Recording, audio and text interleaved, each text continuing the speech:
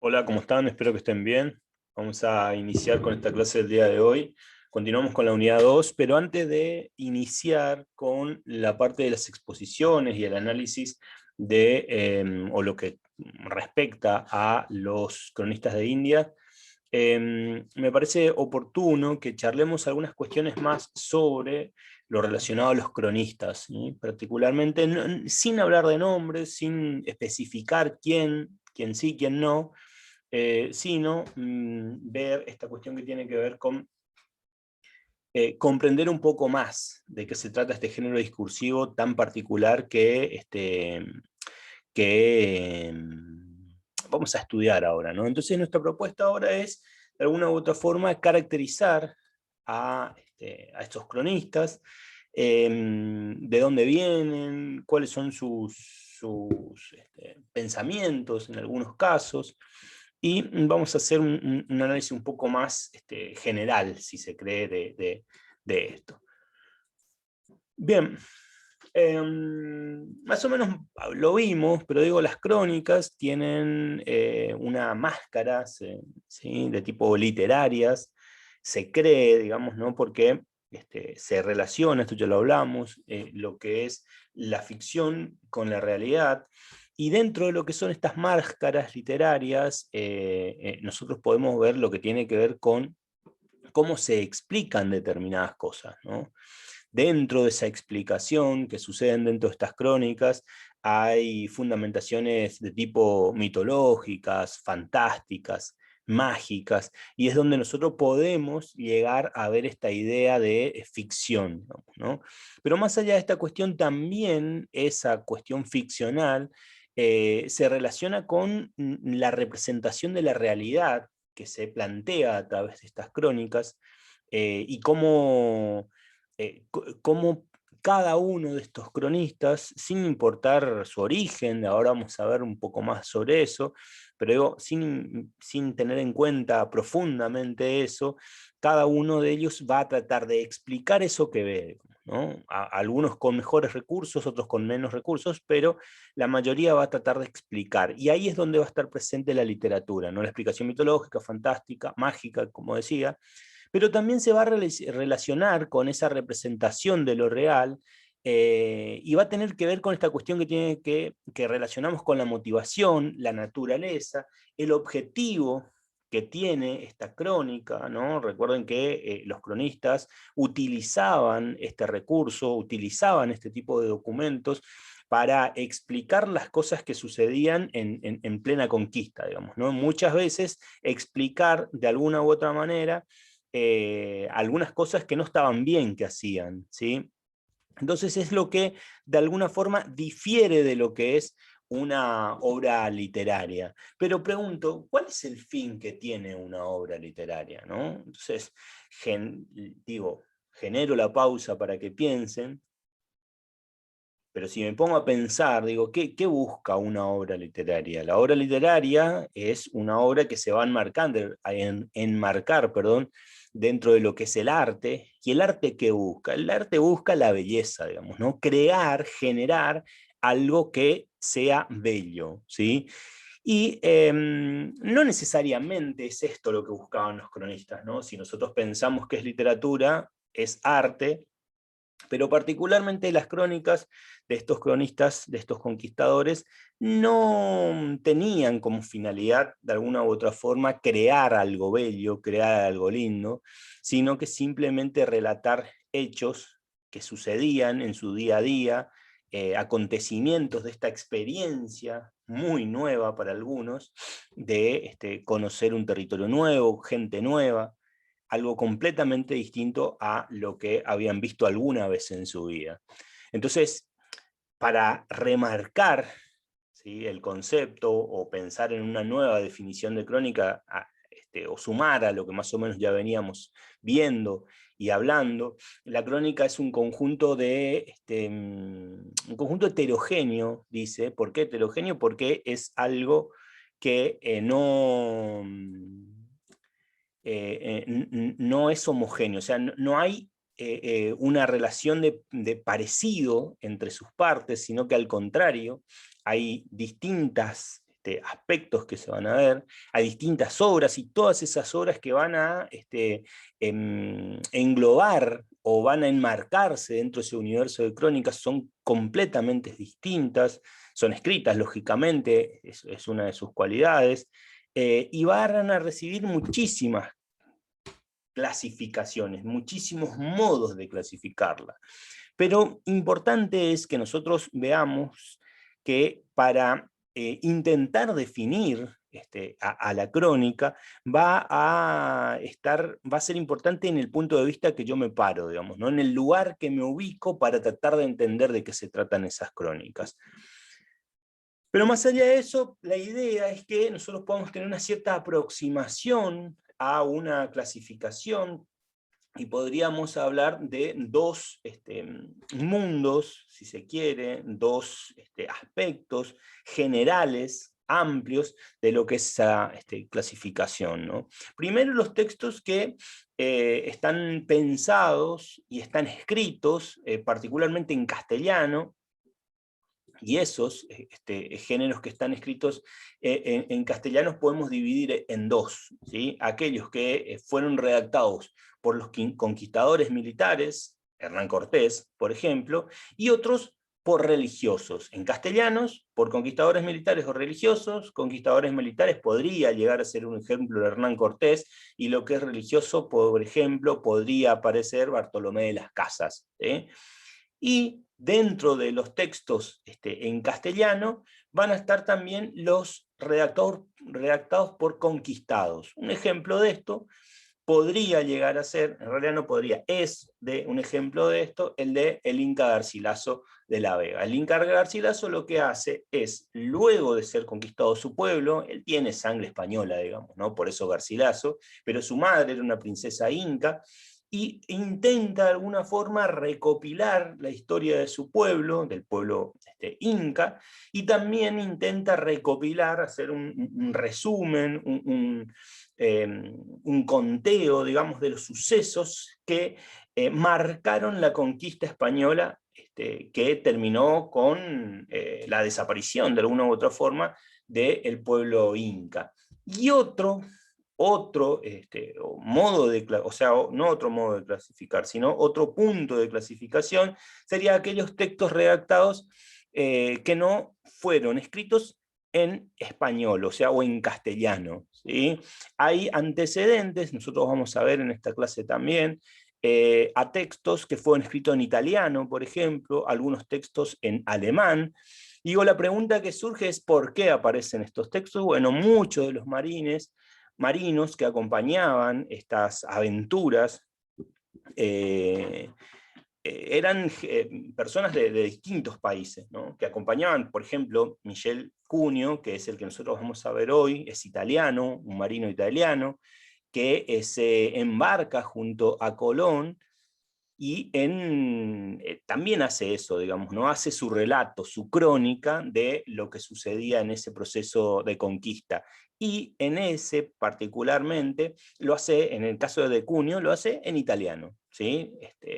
Lo escribe en su lengua natal.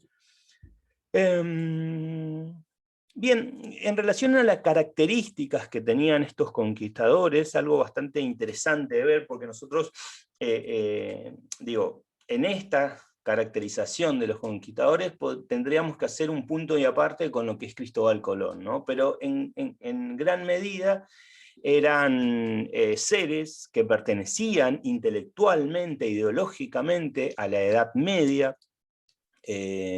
Entendían que la conquista era una continuación de esa cruzada medieval a través del cual los españoles intentaban recuperar el sur de la península, el sur de la península ocupado por los árabes, intentaban recuperar. Entonces, esa idea de cruzada también intentan imponerla aquí en América. Aparece esta idea del botín de guerra, que significa, o sea, conquistar y quedarme con la riqueza, quedarme con eso que es del otro, pero como yo lo me apodero, lo conquisto, lo gobierno, tengo derecho a poseer. No sé si se acuerdan de lo que fue el Cid Campeador, seguramente lo vieron en literatura española. Hay una idea de traslado de eso que sucedía en España, particularmente con el Cid, digamos, ¿no? Intentan estos conquistadores aplicarlo aquí en América. Buscan enriquecerse, como a través de la posesión de tierras, ¿sí? Es algo muy medieval, una idea muy de la Edad Media, y también organizan estas sociedades a través de una organización feudal, digamos, ¿no? Hay jerarquías, cada uno cumple una misión, hay una cierta explotación, una idea de explotación, una idea de cobro, de lo que es el quinto, le dicen, ¿no? La idea de cobro de de una especie de impuesto, renta, si se quiere, porque yo soy el propietario de la tierra, por eso puedo exigirte eso. Entonces, tienen una idea muy medieval, digamos. En ese marco histórico, esos conquistadores que vinieron tenían ese pensamiento, excepto, por eso decía al inicio, Cristóbal Colón que era, más allá de los aspectos de crítica que seguramente se le pueden hacer a Colón, Colón tenía un pensamiento adelantado para su época, ¿no? Colón era un renacentista, era un hombre renacentista. Estamos hablando de que en el 1490 y pico podría estar finalizando, si pensamos, no es que termina un día y empieza el otro, los movimientos, ¿no? Pero podríamos pensar que en esta época está finalizando, se está acabando como un movimiento histórico, social, la Edad Media, ¿no? Que se comprende aproximadamente entre el siglo V y el siglo XV, y están haciendo esta nueva idea que es el Renacimiento, ¿no?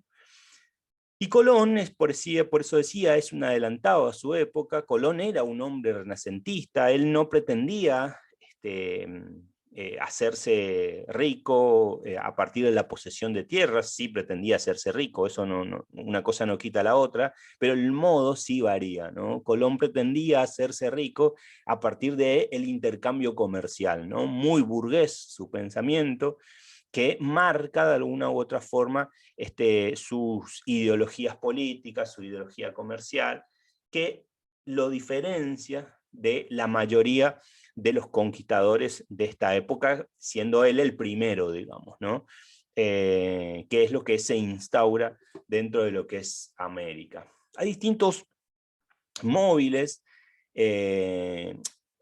los orígenes y los móviles, ¿no? En relación al origen dice que hay una multiplicidad de personas que vienen a América en este proceso de la conquista, y que dentro de esa multiplicidad de personas, muchos de ellos son denominados, dicen los historiadores, como el brazo popular, ¿no? ¿Qué significa esto? Era gente que no tenía un poder adquisitivo importante en España, y que venía a América a tratar de hacer la diferencia, ¿no? A hacer dinero. ¿Sí? Eran hombres arriesgados, muy valientes, muy duros, que estaban bajo las órdenes de un hidalgo, de un caballero, y cumplían esas órdenes de ellos, digamos, ¿no? También habían hijos, muchos hijos de los mismos caballeros, hijos naturales, ¿sí? Que venían en busca de su propia riqueza, digamos, ¿no? De hacer la diferencia por sí solos, ¿no? También habían soldados de tipo mercenarios, ¿sí? Dentro de esa idea de mercenarios, eran soldados pagados para que ejecutaran, para que fueran el brazo violento, si se quiere, de esa conquista. Muchos sacerdotes formaban parte también de este grupo, y también viajeros, como en el caso de Michel Cunio, que es el que nosotros vamos a analizar en esta clase, ¿no? Hay muchos que vinieron por una cuestión de aventura, ¿no? Descubrir, conocer, observar, y se animaron a realizar este viaje. Además hay otros rasgos que tienen que ver, por ejemplo, con la idea de que la mayoría de los que vinieron formaban parte de una misma generación, tenían más o menos una misma edad, ¿sí? Una edad relativamente parecida, y sucedía algo bastante interesante, ¿no? Porque muchos de ellos, un ejemplo de esto es Hernán Cortés, luego de pasar mucho tiempo en América, porque pasaban muchos años en América, sucedían cosas en sus vidas en este contexto, tenían mujer, tenían hijos, trabajaban, se consolidaban como ciudadanos, como familia inclusive, empezaban a creer que su lugar en el mundo era este, digamos, ¿no? Y decía de Hernán Cortés que en uno de sus testamentos cita que desea que el día de su muerte sea enterrado en América y no sea trasladado a España. Se van a dar estas relaciones de mestizaje, ¿no? Porque están viviendo en este lugar, se empieza a afianzar esa idea de mestizaje, mezclándose con las mujeres locales, y muchos de ellos, como decía, eran pobres, un brazo popular, pero digo, para viajar no era gratis, o sea, vos para venir a América tenías que invertir, digamos, ¿no? Y muchos de esos sacaban créditos o préstamos bancarios en España con la promesa de luego devolver al banco ese dinero que le habían prestado, digamos, para el viaje, pero devolverles con un canon, digamos, ¿no? Entonces, con un porcentaje, lo mismo que sucede ahora, ¿no? Te pedí 100, devolvés 150, ¿no? Más o menos la misma idea. Muchos de ellos obtuvieron ese préstamo, ese dinero para poder viajar. Y también es importante recalcar para qué viajaban, ¿no? Muchos viajaban por esta cuestión que tiene que ver con la cuestión económica, ¿no? Había una idea de que venías a América y prácticamente de los árboles, así como sacabas una manzana, una naranja, una mandarina, sacabas oro, digamos, ¿no? En todos lados había oro. Se cree que sucedía eso. La idea no era tan desacertada ni tampoco acertada. Al inicio sí, es verdad, había muchísimo oro por todos lados, porque era un metal que para los indios no tenía un valor como tenía para los españoles. Entonces había muchas cosas en oro en esa primera etapa. Luego se llevaron mucho, esto por ahí podríamos relacionar con la carta que nos compartió Camila a través del grupo, en el que hay una especie de reclamo a la corona española por toda esa cantidad de oro que se quita, digamos, al pueblo americano y se lleva a Europa. Entonces muchos de estos conquistadores venían a buscar esto, ¿no? De alguna forma solucionar su situación financiera, pero también buscaban un reconocimiento jurídico, ¿no? A partir de la posesión de las tierras, y también la posesión de los indios, ¿no? Porque la corona era la que decía si esto te corresponde a vos, no sé, 1 hectárea, 2 hectáreas, ¿sí? Y estos indios que estaban en esas hectáreas que vos tomaste, pasan a ser de tu propiedad porque sos el dueño de las tierras, ¿no? Y muchos buscaban honores, ¿sí? Hernán Cortés era uno, Cristóbal Colón también, el reconocimiento social, ¿no? Estamos hablando de el 1500 y ya había esta idea de un cierto reconocimiento social, fama si se quiere, honores ante la monarquía, pero también ante la sociedad, y estaba muy marcado, o sea, deseaban esto mucho de los conquistadores que venían a América a conquistar, digamos, ¿no? Y particularmente vamos a hablar de un conquistador que es el caso de Michel Cunio. Había contado que era un navegante italiano que acompañó a Colón en su segundo viaje. Esto también cuando empecé a investigar sobre algo que surgió en los diálogos que tenemos en nuestras clases sincrónicas, Martín había planteado sobre la desaparición de los diarios de a bordo de Cristóbal Colón, y ahí me recordé que este señor, Michael Cunio, van a encontrar de distintas formas, cobra una gran importancia, digamos, su obra, sus cartas, en realidad, porque lo que hacía era escribir cartas, cobra una gran importancia porque la segunda carta de Colón, el segundo diario, en realidad, diario de viaje de Colón, de su segundo viaje, desaparece, no se sabe, no se encuentra. Entonces, él, que participó de ese viaje, el segundo viaje, cobra mayor importancia porque es, de alguna u otra forma, es el que está contando cómo fue el segundo viaje de Colón, ¿no? Va a escribir cartas, en sus cartas va a relatar lo exuberante de la naturaleza, cómo era la vida diaria, digamos, ¿no? De los naturales de esta tierra y su relación con los españoles, y es bastante interesante, ¿no?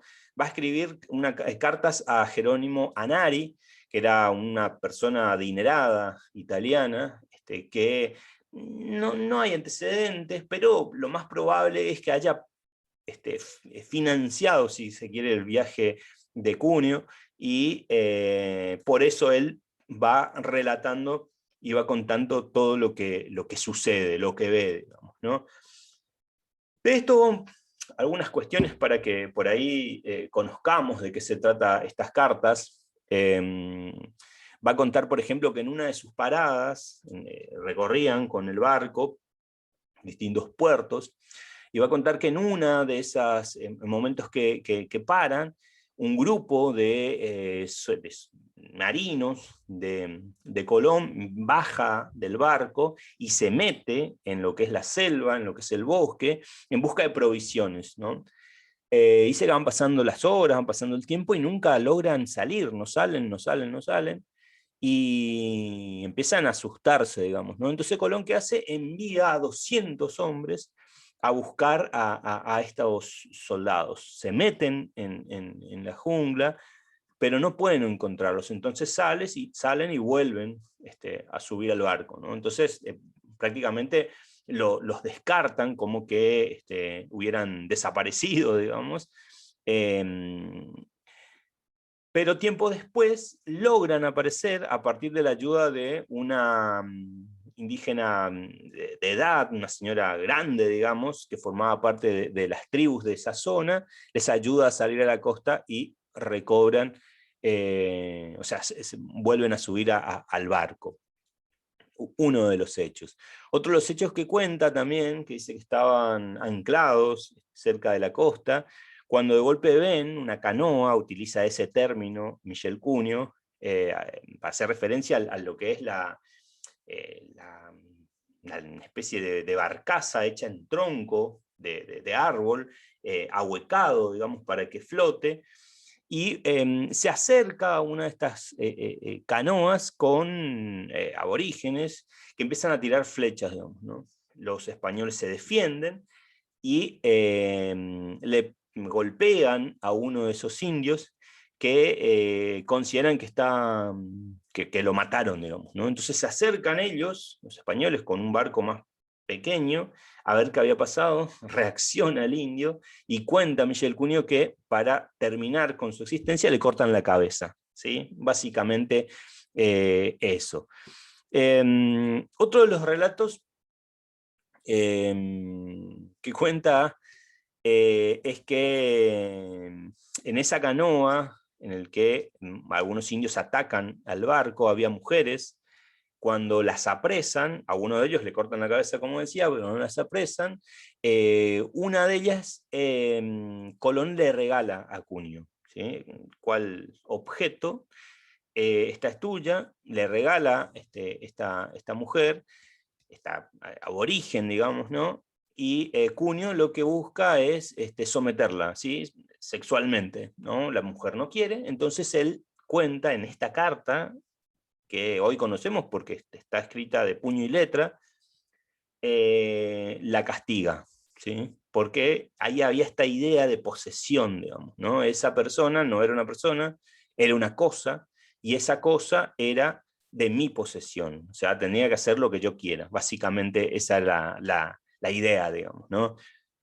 Después, así como explica estas cuestiones de la vida diaria, empieza a meterse en relación a lo que es la naturaleza, describe que hay muchísimos árboles de algodón, higueras, se sorprende con el color de los pájaros, la cantidad de peces que van observando, que van pescando, para alimentarse también. No crean que los conquistadores en los viajes han pasado bien, no es que viajaban en primera clase, digamos, ¿no? En muchas situaciones tenían muchísimo, pasaban hambre, ¿sí?